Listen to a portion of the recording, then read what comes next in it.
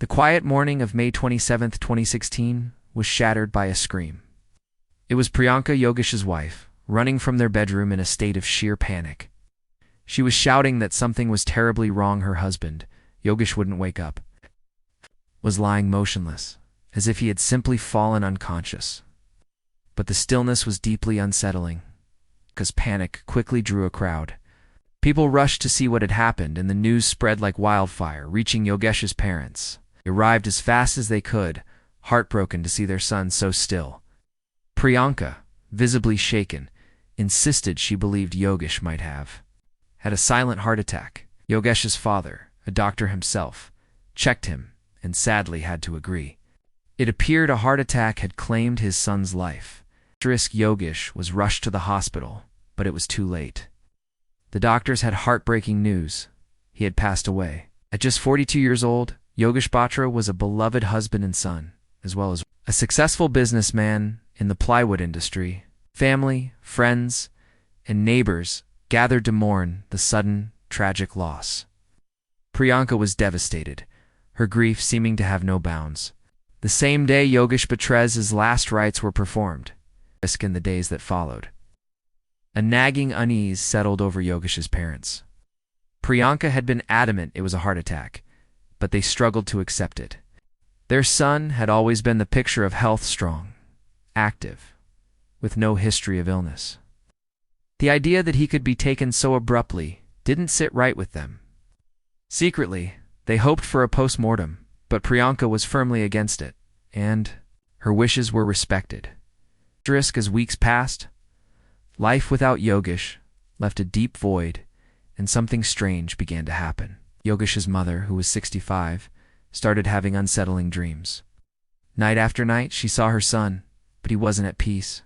In each dream, he would tell her that he hadn't died from a heart attack.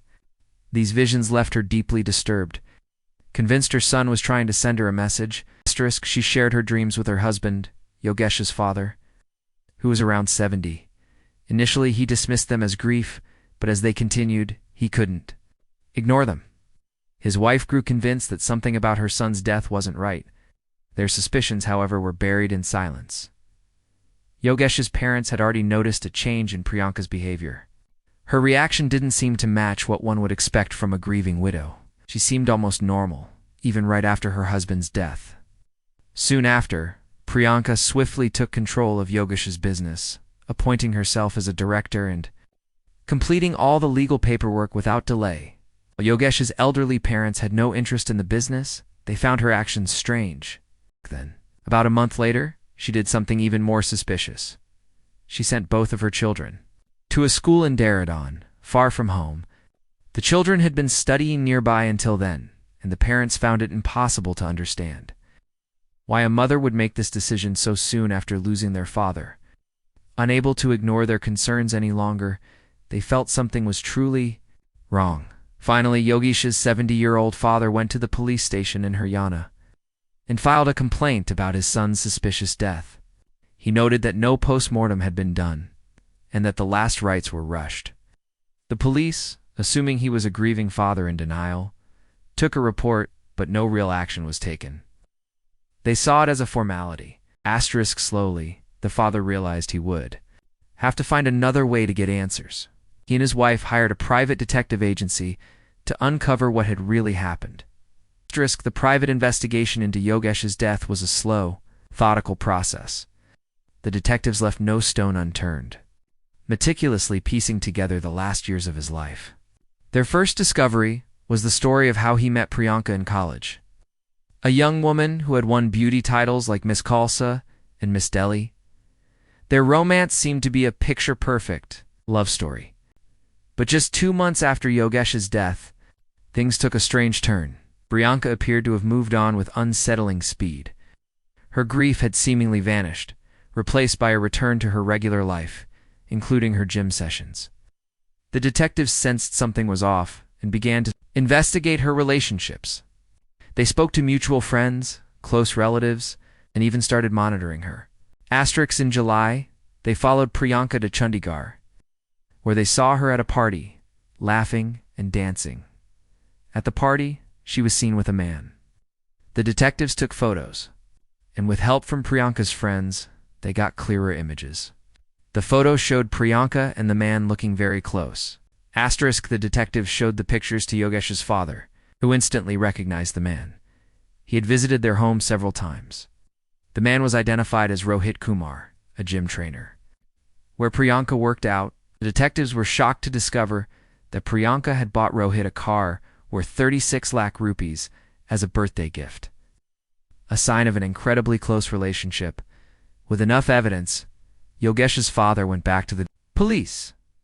On September 14, 2016, nearly 6.5 months after Yogesh's death, the police registered an official complaint, naming Priyanka and Rohit as suspects. Asterisk, the case was reopened, and both were called in for questioning. But by October 12th, the police cleared them, much to the disbelief of Yogesh's parents. Refusing to give up, the father went back to the detective agency, and they went to work again, this time digging for technical evidence. They managed to get Priyanka and Rohit's call records and location. Data from the night of Yogesh's death. The findings were shocking. Between the evening of May 27th and the early hours of May 28th, Priyanka and Rohit had exchanged nearly 40 phone calls. Even more damning was Rohit's location, which was tracked to Yogesh's house between 1:01 a.m. and 2:30 a.m. that very night. Asterisk, Yogesh's father took all the evidence directly to the Haryana DGP. The DGP, shocked and embarrassed by the local police's inaction, immediately transferred the case to the Karnal police and formed a special investigation team SIT. Asterisk, the SIT's investigation was in full swing. They confirmed that Priyanka and Rohit had been seen together frequently. They officially obtained call records and location data, confirming that Rohit's location matched Priyanka's house on the night of May 27th. They even discovered that Rohit had used a fake number with a different SIM card that night to communicate with Priyanka and 2 other people. Asterisk, the police decided to arrest Rohit first. On March 21st, 2017, he was taken into custody. Under intense questioning, he finally broke. He confessed that Yogesh had been murdered and that his wife, Priyanka, was directly involved. The very next day, on March 22nd, Priyanka was arrested at her home in 2015. Priyanka joined a gym where Rohit worked as an instructor. It began an affair, and Rohit would visit her at home whenever Yogesh was away. In January 2016, Yogesh discovered their infidelity, catching them in a compromising situation. Furious, he threatened to take them to court and file a case unless they ended the affair. Asterisk, for a while, things seemed to settle down. Priyanka, married to a billionaire, had no intention of divorcing Yogesh. Rohit, meanwhile, was struggling, financially and in debt.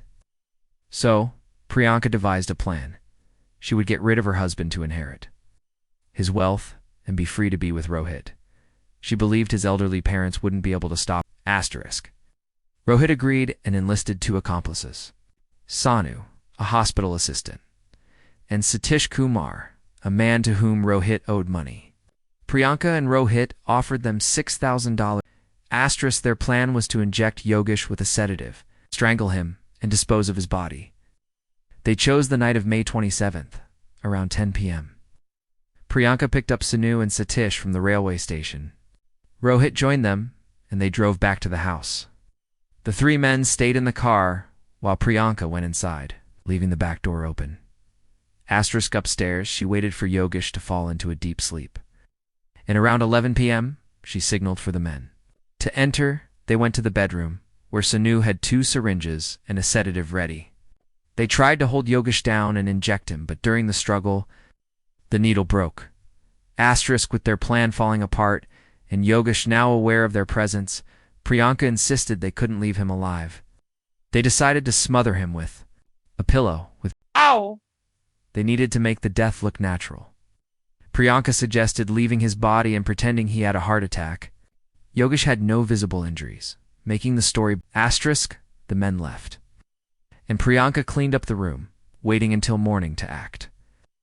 When the sun came up, she began screaming for help, crying and saying her husband had died from a heart attack. Doctors confirmed he was dead, but before a post-mortem could be done, Priyanka had the body brought home, convincing everyone it was a heart attack, with details she had learned from her father, a doctor. Asterisk. On March 24, 2017, Sanu and Satish were arrested. With testimony from 25 people, along with technical and circumstantial evidence, the case against Priyanka, Rohit, Sanu, and Satish was proven in court. On August 6, 2021, all four were sentenced to life imprisonment. Differently? Thank you for staying with us. If you found this story important, please like, share, and subscribe to Life.